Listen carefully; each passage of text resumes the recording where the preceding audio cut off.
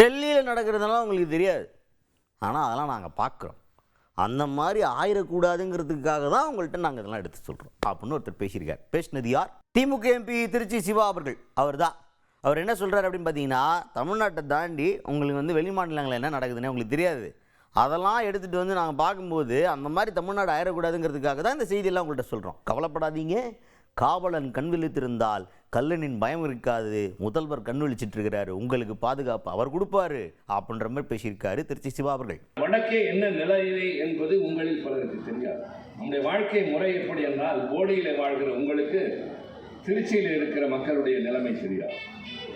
திருச்சியிலே வாழ்கிறவர்களுக்கு திருத்தணியில் இருப்பவர்கள் எப்படி தெரியாது என்றால், பாட்னாவில் என்ன நடைபெறுகிறது, அலகாபாத்தில் என்ன நடைபெறுகிறது, போபாலில் என்ன நடைபெறுகிறது, டெல்லி பட்டணத்தில் என்ன நடைபெறுகிறது என்று உங்களுக்கு தெரியாது. தெரிந்த நாங்கள் சொல்ல வருகிறோம். அந்த நிலையில் வந்துவிடக்கூடாது. இங்கே அமைதி பூங்காவாக நிலவுகிற ஒரு மாநிலம். காவலன் கண் விழித்திருந்தால் கள்வனின் பயம் இருக்காது.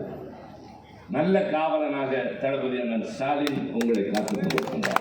அது மட்டும் கிடையாது. அடுத்து என்ன சொல்றாருன்னா, ஓட்டு போறதோட முக்கியத்துவம் இது வெறுமன தேர்தல் திருவிழாவா பார்க்காதீங்க, இது 5 வருஷம் எதிர்காலத்தை தீர்மானிக்கிற ஒரு நிமிடம். அதனால யோசிச்சு உங்களுக்கு எது அப்படின்றத யோசிச்சு பார்த்து வாக்களிங்க அப்படின்னு சொல்லிட்டு அட்வைஸ் பண்ணியிருக்காரு. இது ஜனநாயக நாடு. இங்கே உங்களை எதற்காக கூட்டி வைத்திருக்கிறோம்? வீட்டில் வேலை இல்லை என்பதற்காக அல்ல. இன்னும் 14 நாட்கள் கழித்து நீங்கள் தரப்போகிற அந்த ஒரு நிமிட நேரத்தில் தான் சில பேர் இதை தேர்தல் திருவிழா என்கிறார்கள்.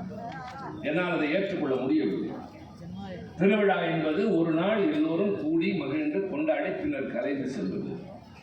ஆனால் தேர்தல் என்பது ஒரு நாள் வாக்குச்சாவடியில் நீங்கள் செலவழிக்கிற ஒரு நிமிடம் 5 ஆண்டு கால உங்கள் எதிர்கால வாழ்க்கை, உங்கள் பிள்ளைகளின் வருங்கால வாழ்க்கை என்கிற போது தீர யோசியுங்கள்.